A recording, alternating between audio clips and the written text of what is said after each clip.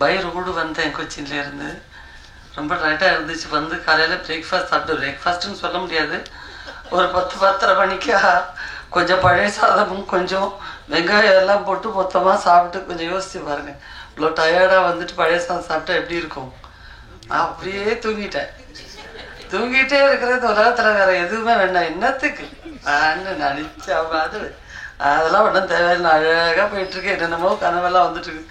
திடீர்னு தியாகசாருடைய அந்த வாய்ஸ், ஒரு கனகம்பீரமான வாய்ஸ் ஃபோனில் இருந்து, இந்த ஒரு கிளம்பலையா?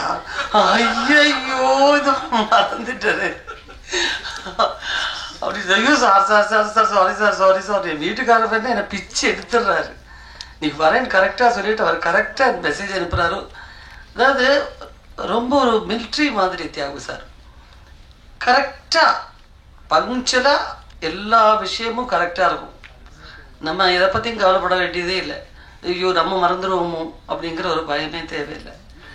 என்னை பொறுத்த வரைக்கும் 84 first time Thiyagu sir produce பண்ண படம் கொம்பேரி மூக்கன். அந்த படத்தில் நான் ஹீரோயினாக நடித்தேன். சரிதா மேம் இருந்தாங்க, சீனியர் ஆர்டிஸ்ட், அவங்களும் இருந்தாங்க. அந்த படம் தான் நான் ஃபஸ்ட்டு ஆக்ட் பண்ணேன் அவரோட. அப்போவே ராஜா யுவராஜான்னு இன்னொரு படம், 2-3 படம் தியாகு சார் கூட பேராகவும் ஆக்ட் பண்ணிகிட்ருக்கேன், ப்ரொடக்ஷன்லேயும் ஆக்ட் பண்ணிகிட்ருக்கேன். இந்த ப்ரொடக்ஷனில் நடந்த ஒரு விஷயத்தை நான் இப்போ சொல்லணும். இதை தவிர ஒரு முக்கியமான ஒரு தருணம் வேறு கிடைக்காது. பிரச்சு அப்போ அவரும் சின்னவர், நானும் சின்னவதான். இப்போது நான் 9th வந்துட்டேன் சினிமாவில். வந்து 1 வருஷம் ஆச்சு. தியாகு சாரும் நானும் ஆக்ட் பண்ணுற படம் இன்னொரு படம். அந்த படம் ட்ரெயினில் ஷூட்டிங். அப்போ செங்கல்பட்டு ஸ்டேஷனில் தான் ஷூட்டிங்.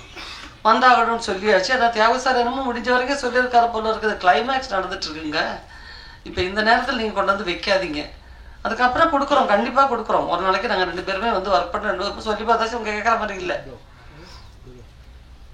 ஏவிஎம்ல இது பிரசாத் இல்லை செட்டு போட்டு, பிரசாத் தான் தேவதி, பிரசாத் தான் பிரசாத் ஸ்டுடியோவில் செட்டெல்லாம் போட்டு அவருக்கு நடந்துட்டுருக்கு. கிளைமேக்ஸில் வில்லருங்கெல்லாம் என்ன கட்டி போட்டிருக்காங்க.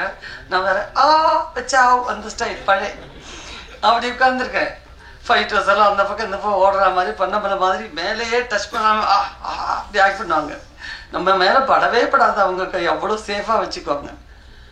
அதெல்லாம் நடந்துட்டுருக்கு. பார்த்தா வெளியே வந்தால் அந்த படத்தோட ஆளுங்க வந்து நிற்கிறாங்க. உருவசி என்ன உருவசி வரேன்னு சொல்லிட்டு இந்த மாதிரி சீட் பண்ணலாமா? இதெல்லாம் ஒன்றும் நல்லா இருக்காது, நீங்கள் கேளுங்க, இப்போ தியாகு சார்ட்ட கேட்டு நீங்கள் வாங்க, கிளம்பி வாங்க. ஒவ்வொரு தடவை போகும்போதும் எனக்கு ரொம்ப மன உளைச்சல். எனக்கு தியாகு சார் வேறு பிஸியாக இருக்காரு. ப்ரொடியூஸ் பண்ணுறது ஒரு பக்கம், ஆக்ட் பண்ணுறது ஒரு பக்கம், ஃபைட் பண்ணோம் அவர். நான் முதல்ல போய் ஜெகநாத் சார் டைரக்டர் சார்கிட்ட கேட்டேன். சார் அவங்க வந்து நிற்கிறாங்க. ஏம்மா அவனுக்கு எந்த ஊர் அப்படின்பாரு அவர். அப்போ என்கிட்ட எல்லாம் சொன்னேன். முதல்ல எல்லாம் எனக்கு பயம், அப்புறம் என்கிட்ட சொல்லி கொடுத்துட்டாங்க, உங்கள் ஊர் தான் சார் சொல்லிவிடு அப்படின்னு. அதனால நான் அப்புறம் சார் உங்கள் ஊர் தான் சார் நல்லா சொன்னேன். இப்போது ப்ரொடியூசர் நிற்கிறாரு, அவர் தான் ஹீரோ, அவரை போய் கேடு அப்படின்ட்டாரு. நான் போய் தியாகு சார் 1 நிமிஷம் வாங்கலை. அவங்க வந்து நிற்கிறாங்க. ஒரு 5-6 தடவை அவரை போட்டு பிச்சு பிடிங்க எடுத்துட்டேன். சரி, என்ன முடியவே முடியாதுன்னு தெரிஞ்சு போச்சு. அந்த மெச்சூரிட்டி இல்லை, வயசும் இல்லை. இதுக்கு ஒன்றுமே புரியலை, என்ன பண்ணுறதுன்னு தெரியல. இங்கே வா உருவசி, நல்லா கேட்டுக்கோங்க. உங்க இப்போ அவசரப்பட்ட பிரயோஜனம் இல்லை. நான் சொன்னேன் உருவசி உங்ககிட்ட, என்னுடைய ட்ரெயின் வெஸ்ட் மாம்பலத்தில் நிற்கிது. அங்கே தான் நான் பார்க்கிங் பண்ணி வச்சுருக்கேன். அதை வந்து 1 நாள் இல்லை 10 நாள் கூட அவங்க ஃப்ரீயாக எடுத்துக்கிட்டோம். ஒர்க் பண்ணலான்னு சொன்னேன். இது எதுக்கு பணம் கொடுத்து செங்கல்பட்டில் கொண்டு போய் நஷ்டம் தானே அவங்களுக்கு. நான் சொல்லிட்டேன், ஆமாம் சார், ஐயோ பயங்கர நஷ்டம், அதனால் கவலைப்படாதீங்க, அவங்க போய்ட்டு அவங்க ஒரு பக்கம் கிளம்பிட்டு வாங்க, நீங்கள் இதை கவனிங்க அப்படின்னு. நான் இங்கே உள்ளே உட்காந்துட்டு ஐஸ்கிரீம் சாப்பிட்டுக்கிட்டு ஒரு பக்கம் போய்கிட்டு இருக்கு. இவங்க நின்று பார்த்துட்டு போயிட்டாங்க. சாயங்காலம் வீட்டுக்கு போனோடனே வந்துட்டாங்க அவங்க. என்ன சார் இது இந்த மாதிரி இப்போ பண்ணிட்டு இருக்கு, அவங்க வராங்கன்னு சொல்லிட்டு நாங்கள் வந்து வண்டியில் அவ்வளோ நேரம் இருந்தால் அப்புறம் வெளியவே வரவே மாட்டேன்ட்டாங்க. இப்போ நான் சார் கவலைப்படாதீங்க sir, Thiyagu sir train West மாம்பலத்தில் நிற்கிது. அந்த ட்ரெயினில் நீங்கள் வந்து 10 நாள் கூட எடுத்துக்கோங்க, அவர் சும்மா பார்க் பண்ணி விட்டுறேன்னு சொல்லிட்டாரு, நீங்கள் பணமெல்லாம் கொடுக்க வேண்டாம்.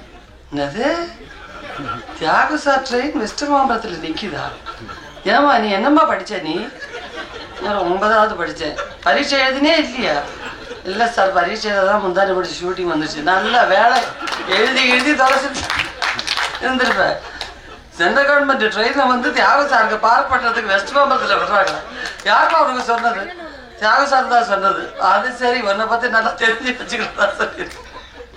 எனக்கா அவமானம் தாங்க முடியல. மறுநாள் போய் தியாகுஜி, ஏன் தியாகுஜி அப்படி சொன்னீங்க அப்படின்னா, அவருடைய ஒரு பெர்மனன்ட் சிரிப்பு இருக்கு. ஏதோ திருடி தின்ன மாதிரியே சிரிப்பா இருக்கு. ஸோ அன்றிலிருந்து ஆரம்பித்த அந்த மரியாதைக்குரிய நட்பு இன்று வரையிலும் இமியளவும் அளவும் குறையவே இல்லை. இமியளவும் பிரச்சுவனா ஃபர்ஸ்ட் நான் எந்த படத்தில் ஒர்க் பண்ணுறதுக்கு நாங்கள் ஆரம்பித்தோமோ பார்த்தோமோ, தமிழ்ங்கிற படத்தில் தான் நாங்கள் ஒன்றா ஒர்க் பண்ண ஆரம்பித்தோம். அன்னையிலேருந்து இன்ன வரைக்கும் பிரச்சுவனுக்கு நல்ல நண்பர், சகோதரர். எந்த இடத்துலையும் எந்த அர்த்தராத்திரத்தையும் கூப்பிட்டுட்டு பிரச்சு இப்படி இருக்கு, தியாகுஜி இப்படி இருக்குன்னு சொன்னாக்கா வரக்கூடிய அளவுக்கு உள்ள ஒரு மரியாதை. அதுதான் அவங்க ப்ரொடக்ஷன்ல எல்லா தடவையும் மன்னவா எடுத்தாங்க. அப்பவும் என்ன கூப்பிட்டார் தியாகுஜி. அப்பவும் போய் ஒர்க் பண்ணுவோம். நல்ல ஒரு கேரக்டர், ரொம்ப நல்ல சந்தோஷமா ஒர்க் பண்ணுவோம். இந்த ப்ரொடக்ஷன் ஆரம்பிக்கும் போது என்னுடைய மாமியார் இறந்த நேரம் நாங்கள் அந்த போயிட்டு இருக்கோம் வண்டியில. அப்போதான் ட்ரிவாண்டத்தில் ஃப்ளைட் இறங்கி கொல்லம் போயிட்டு இருக்கோம். தியாகு சார் ஃபோனு, உருசி நான் சொன்னேன் இல்லை அந்த படம் டேட் ஃபிக்ஸ் பண்ணியாச்சு, 5 டேஸ்க்கு அப்புறம் தான் அவங்க ஷூட்டு. அதுக்கு முன்னாடி எல்லாம் பேசி ஃபிக்ஸ் பண்ணியிருந்தோம். நான் சொன்னேன் சார் இப்படி ஒரு சூழ்நிலை, ஐயோ அதை முடிங்க எப்படிங்க, அதை முடிச்சுட்டு வந்துருங்க பரவாயில்ல அப்படின்ட்டார். ஆனால் அந்த 5 நாள் முதல் சடங்கு முடிச்சதுக்கப்புறம் வீட்டுக்காரர் சொன்னார், அநியாயம் எல்லா டேட்டும் வாங்கிட்டாங்க, சிம்ரான் எல்லாருடைய பிரியா நிறைய பேர் காம்பினேஷன் இருக்குது, அதனால் நீ போயிட்டு வந்துடு பரவாயில்ல, நான் இங்கேருந்து சமாளிச்சுக்கிறேன் அப்படின்னாரு. அப்படி தான் நான் வந்தேன். வந்து ஒரு காஸ்டியூம் டிசைனரால் ஃபர்ஸ்ட் டே ஷூட் வந்து கிட்டத்தட்ட 4 o'clock வரைக்கும் ஸ்டக் ஆயிடுச்சு. K.S. ரவிக்குமார் சார் பெரிய டைரக்டர், ஆக்டர், அவரே வெயிட் பண்ணிக்கிட்டு இருக்கார் அவ்வளோ நேரம். அதையும் பொறுமையாக பார்த்துக்கிட்டார். ஒரு டைரக்டருங்கிற முறையில் ஒரு சின்னதாக ஒரு சத்தம், அது கூட தியாகு சார் லொக்கேஷனில் எந்த விதமான ஒரு இதுவும் ஒரு ஆர்டிஸ்டுக்கு ஒரு பெயினோ ஸ்ட்ரெயினோ கொடுத்ததே கிடையாது. நான் பணம் திருப்பி கொடுத்துட்டு எல்லாருக்கிட்டையும் நோட்டீஸ் தான் நோட் எடுக்கலை, எல்லாத்துக்கிட்டே சொல்லிட்டார் அவர். ஆனால் அதுக்கு ஒரு விஷயம் இருக்குங்க, என்கிட்ட ஒரு 10 நாள் 12 நாள் வாங்கினார். ஒரு 10 to 12 days தேவைப்படும் ஒரு விஷயம். 7 நாளுங்கிறது பேர் தான். சில நாளுக்கெல்லாம் 2 மணி நேரம் தான் ஒர்க் பண்ணியிருப்போம். அவர் மேலே நான் வச்சிருக்கிற அந்த என் மேலே அவர் வச்சிருக்கிற அந்த கான்ஃபிடென்ஸும் அவர் மேலே நான் வச்சிருக்கிற மரியாதையும் ரொம்ப தைரியமாக ஒரு இதுதான். அந்த மாதிரி தான் அந்த லாட்டரி வித்துக்கிட்டே நீங்கள் வந்து வருவீங்க ஸ்டாண்டில் இந்த மாதிரி சீன் ஓகே அப்படின்றவார். சார் அது இந்த டைலாக் பேசுறது அதெல்லாம் உங்களுக்கு வந்துடும் பரவாயில்ல. அதுலேயே பல சீன்ஸ் ரொம்ப ஈஸியாக முடிஞ்சிச்சு. ஸோ அதெல்லாம் ரொம்ப சீக்கிரம் முடிச்சுட்டாரு. எனக்கு மனசு உறுத்துது. இவ்வளோ நாளைக்குன்னு சொல்லி ஒரு பேமெண்ட் பேசிட்டு இப்படி வந்துட்டு நான் வீட்டுக்கார்ட்ட சொன்னேன், ரொம்ப தெரியலக்கு எனக்கு மனசு ரொம்ப ஐயோ அவன் வேண்டாமா வேண்டாம் திருப்பி கொடுத்துடலாம் அப்படின்னு. நான் ரகசியமாக டப்பிங் தேட்டரில் கொண்டு போய் கொடுத்ததை இப்படி வகைரமாக சொல்கிறதா தான் நான் ப்ரெஸ் மீட் கூப்பிட்டு கொடுத்துருப்பேன். எல்லாருக்கும் முன்னாடி சொல்லிட்டாரு, எல்லா சேனல்லையும் சொல்லிட்டாரு. பட் இனி ரொம்ப சந்தோஷமான ஒரு நிமிஷம் தான். அங்கேருந்து வந்து அந்த டயர்டில் என்னமோ ஏதோ லேட் ஆகுமேன்னு ரொம்ப அவசர அவசரமாக வந்தேன். ஆனால் வந்ததுக்கப்புறம் எனக்கு ரொம்ப சந்தோஷம். நம்ம மிஸ் பண்ணியிருந்தால் ரொம்ப பெரிய ஒரு நஷ்டமாக இருந்திருக்கும். நல்ல படங்க, நல்ல படம், ஃபீல் குட் ஃபிலிம் சொல்ல முடியாது. ஏன்னா அது இருக்கு இது எல்லா கேரக்டர்ஸுமே மனுஷனுடைய அந்த பச்சையான எல்லா சுபாவங்களும் எல்லா குணாதிசயங்களும் இருக்கக்கூடிய கேரக்டர்ஸ் மட்டுமே இருக்குது இந்த படத்தில். அந்த சுயநலம், நான் வாழணும், ஏன் படம், எல்லாமே இருக்கக்கூடிய ஒரு படம். அந்த மாதிரி கேரக்டர் அந்த நேரத்தில் சென்டிமெண்ட்ஸ் நம்ம மறந்துடுவோம். நான் எனக்கு அப்படிங்கிறது அந்த மாதிரிப்பட்ட கேரக்டர்ஸ் எல்லாமே. பட் ஒவ்வொரு கேரக்டர்ஸுக்கும் கரெக்டான ஒரு ஃபினிஷிங், கரெக்டான சில சமாச்சாரங்கள், நம்மளுடைய நேட்டிவிட்டிக்கு தகுந்த மாதிரி அதில் என்னென்ன மாற்றங்கள் செய்ய வேண்டி வருமோ அந்த ஸ்கிரிப்டில் அது எல்லாமே தியாகராஜ் சார் ஃப்ளெக்சிபிளாக இருந்தார். ஸோ நல்ல ஒரு காம்பினேஷன். எந்த ஒரு காம்பினேஷன் வேறு எந்த படத்துலேயும் அமைஞ்சது கிடையாது. ஸோ நல்லா வரும், நல்லா வரணும். எல்லாருடைய சப்போர்ட்டும் எங்களுக்கு தேவை. வாழ்த்துங்க. நன்றி, வணக்கம்.